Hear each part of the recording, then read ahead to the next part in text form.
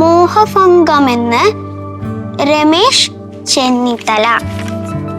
Miss വയറപ്പഴു പറ phone മാനേജറേച്ച.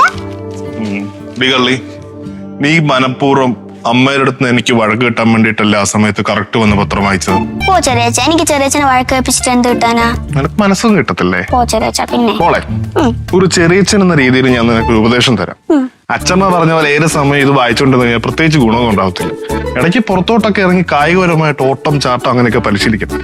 ഞാനൊക്കെ പഠിക്കുന്ന സമയത്ത് ഫുൾ ടൈം ഗ്രൗണ്ടിലായിരുന്നു. പിന്നെ നിന്റെ അച്ഛൻ പുള്ളി സ്കൂളിൽ പഠിക്കുന്നുണ്ടുള്ള കാര്യം പോലും അറിയത്തില്ല. പുള്ളി ഒരു പഠിപ്പിസ്റ്റാണെന്ന് എനിക്ക് അറിയാലോ.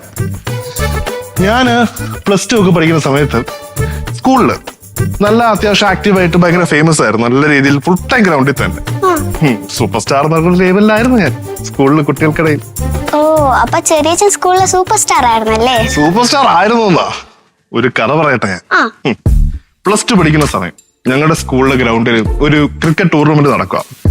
ക്രിക്കറ്റ് ടൂർണമെന്റ് ഞാനും എന്റെ പിള്ളേരും അങ്ങ് രജിസ്റ്റർ ചെയ്തു. അന്ന് ആ മാച്ച് നടക്കുന്ന ഫൈനലിൽ അന്ന് ചേട്ടൻ എന്റെ കൂടെ എപ്പോഴും വരും, ഈ ബാറ്റ് തുടച്ചു തരാനും വെള്ളം തരാനും വേണ്ടി. അങ്ങനെ ഞങ്ങൾ ഫൈനൽസ് കളിക്കാൻ പോയപ്പോഴേക്കും ചേട്ടനെ ഞങ്ങൾ കളിക്കാൻ കൂടെ കൂട്ടി 11 ഓവറായിട്ട് ഇറക്കി. ഫൈനൽ നടക്കുന്നു, ഓപ്പോസിറ്റ് ടീം കളിക്കാൻ ഇറങ്ങി.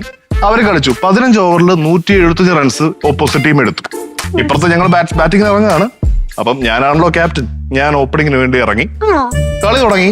ഞാൻ ഡിഫെൻഡ് ചെയ്ത് നിൽക്കുന്നുണ്ട്. കൂടെ ഇറങ്ങിയ ബാറ്റ്സ്മാൻമാരെല്ലാം വിക്കറ്റ് പോയി ഔട്ടായി പോയിക്കൊണ്ടിരിക്കുക. അങ്ങനെ ലാസ്റ്റത്തെ ബാറ്റ്സ്മാൻ ഇറങ്ങണമല്ലോ. 11 ഓവറായിട്ട് ചേട്ടനും ഇറങ്ങി. അപ്പം ബാക്കി റിമൈനിങ് ആയിട്ടുള്ളത് 2 ഓവറാണ്, 30 റൺസും വേണം. ആദ്യത്തെ ആ ഓവറിൽ ചേട്ടൻ നിന്ന് തൊഴാന്ന് പറഞ്ഞു കഴിഞ്ഞാൽ മുട്ടം തൊഴ. ആ ഓവർ അങ്ങ് മെയ്ഡിനാക്കി കളയും. പിന്നെ ഉള്ളത് ലാസ്റ്റ് ഓവർ. ആ ഓവറിൽ വേണ്ടത് 30 റൺസ്. ഫസ്റ്റ് ബോൾ എന്റെ നേരെ വന്നപ്പോഴേക്കും ഞാൻ ജസ്റ്റ് ഡിഫെൻഡ് ചെയ്ത ബോളും ബോളർക്ക് തന്നെ കൊടുത്തു. പിന്നെ ഉള്ളത് 5 ബോൾ. ആ 5 ബോൾ ഉണ്ടല്ലോ, ഞാൻ പലയിടത്തോട്ട് 6. ആ കളി അങ്ങ് ജയിച്ചു. ഇപ്പോഴും ആ കഥ ഓർക്കുമ്പോ ഉണ്ടല്ലോ എന്ത് വികാരമാ. എന്റെ ആ സ്കൂള് വേണ്ട, എന്റെ ground, what A nostalgic feel ചെയ്യാം. ചെറിയച്ചൻ +2-ലില്ലേ എത്ര സബ്ജക്റ്റിന് പൊട്ടി? അതൊക്കെ ഇപ്പൊ എങ്ങനെ ഞാൻ ഓർക്കുന്നത്? ഓർമ്മയില്ലല്ലേ? എന്നാ എനിക്ക് ഓർമ്മയുണ്ട്, 3. അതാര് പറഞ്ഞു? അച്ഛൻ.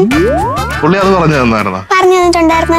അത് മാത്രമല്ല, ചെറിയ ഇപ്പൊ പറഞ്ഞില്ലേ കഥ, അത് ഞാൻ മുന്നേയും കേട്ടിട്ടുണ്ടായിരുന്നു. അതാര് പറഞ്ഞു? അച്ഛൻ. പക്ഷെ അച്ഛൻ പറഞ്ഞപ്പോ ഈ കഥയിലെ ഹീറോ അച്ഛനായിരുന്നു.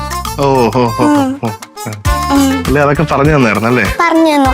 അത് മാത്രമല്ല, ഫസ്റ്റ് ബാറ്റിന് തന്നെ ചെറിയച്ഛൻ ഡക്കായി എന്നുള്ള കാര്യം പറഞ്ഞു തന്നു. അതും പറഞ്ഞു. അല്ല, എത്ര റൺസിനാ തോറ്റത്? ഞങ്ങള് മൊത്തത്തില് 15 റൺസ് ഓൾ ഔട്ട്. എന്റെ അച്ഛൻ 3 റൺസ് എടുത്ത് ഞാൻ ഡക്കും.